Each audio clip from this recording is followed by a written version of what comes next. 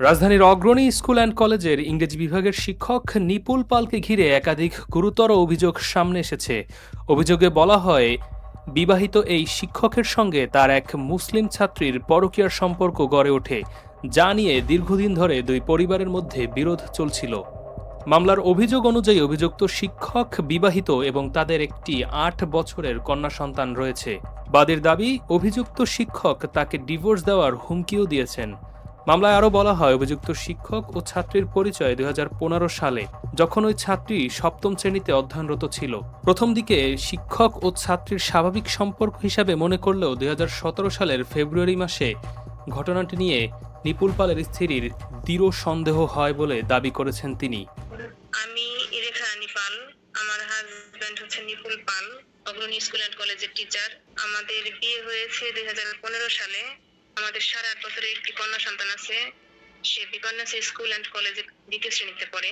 ২০১৭ সালের ২১শে ফেব্রুয়ারি তারিখে হচ্ছে আমি জানতে পারি যে সে কারোর সাথে পরকীয়ায় যুক্ত। তখন আমি তাকে অনেকভাবে জানার চেষ্টা করি, তাকে অনেকভাবে বলে যে তুমি আসলে কার সাথে কথা বলো।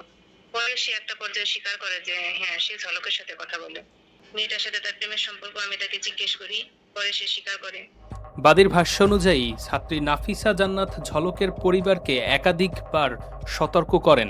তবে ঝলকের পরিবার তার এই বক্তব্যকে কোনো গুরুত্ব না দিয়ে তাকে মানসিকভাবে অসুস্থ বলে আখ্যায়িত করেন। ২০২৫ সালের ২০ সেপ্টেম্বর নিপুল পালের স্ত্রী কিছু গুরুত্বপূর্ণ প্রমাণ হাতে পান। মেয়ের ফ্যামিলির সাথে যোগাযোগ করি এবং তাদের সাথে আমি ৫ থেকে ৬ বার কথা বলি। ৫ থেকে ৬ বার কথা বলার পরেও তারা তাদের মেয়েকে থামায় নাই। পরে গত বছর সেপ্টেম্বর মাসের ২০ তারিখে আমি মেয়ের অ্যাডমিট কার্ড আর দুটা ব্লাউজ পাই। তো এই দুটা পাওয়ার পর আমি মেয়ের বাবাকে ফোন করে তাদের হাতে সরাসরি জিনিস দুটা পৌঁছাই দিই, বলি দেখেন আপনার সাথে তো এখনো সম্পর্ক আছে। তারপরেও তারা কোনো কর্ণপাত করেনি আমার কথা। কর্ণপাত না করে গত বছর ডিসেম্বরের ২৫ তারিখে এরপরেও তারা হচ্ছে সোনারগাঁ হোটেলে একসাথে যায়। তো সোনারগাঁ হোটেলে যাওয়ার পরে মেয়ের নাম হচ্ছে ঝলক। ঝলকের কিছু ক্লোজ ফ্রেন্ড ওদেরকে একসাথে দেখে, নাফিসা জান্নাত ঝলক। ঝলকের কিছু ফ্রেন্ড একসাথে দেখার পরে ওরা হচ্ছে ওদের ভিডিও করে এবং কিছু ছবি তুলে নেয়। এটা গত বছর ২৫শে ডিসেম্বরের ঘটনা। অভিযোগে আরও বলা হয়, এক পর্যায়ে শিক্ষক ও ছাত্রীর সম্পর্কের বিষয়টি তাদের পরিচিতের মাধ্যমে আবারও প্রকাশ্যে আসে। তারা রাজধানীর একটি হোটেলে যায় এবং যার ছবি ও ভিডিও সোশ্যাল মিডিয়ায় ছড়িয়ে পড়ে।